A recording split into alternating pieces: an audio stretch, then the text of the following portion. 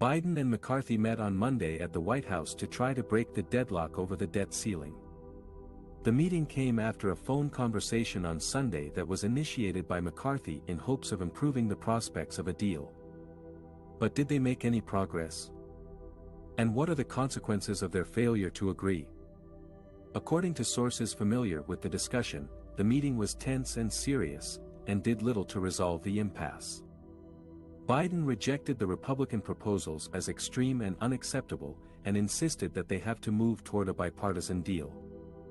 McCarthy accused Biden of ignoring his earlier requests to negotiate and demanded spending cuts in exchange for raising the debt limit.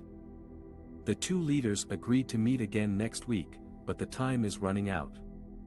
Treasury Secretary Janet Yellen has warned that the U.S. could default on its debts as soon as June 1, which would have catastrophic effects on the economy in global markets.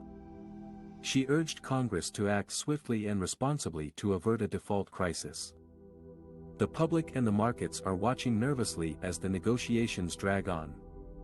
A recent poll showed that 67% of Americans are concerned about the possibility of a default, and 54% blame both parties for the stalemate. The stock market has been volatile in recent weeks, reflecting the uncertainty and anxiety over the debt ceiling. Some analysts have warned that a default could trigger a recession or worse. The stakes are high for both Biden and McCarthy, who face pressure from their own parties and constituencies. Biden is trying to preserve his agenda and his credibility as a leader who can work across the aisle. McCarthy is trying to appease his conservative base and position himself as a potential speaker. Both men have little previous relationship and have grown publicly frustrated with each other.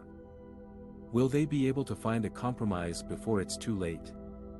Or will they risk plunging the country into an unprecedented crisis? The fate of the nation hangs in the balance as Biden and McCarthy continue their quiet telephone conversation on the debt ceiling.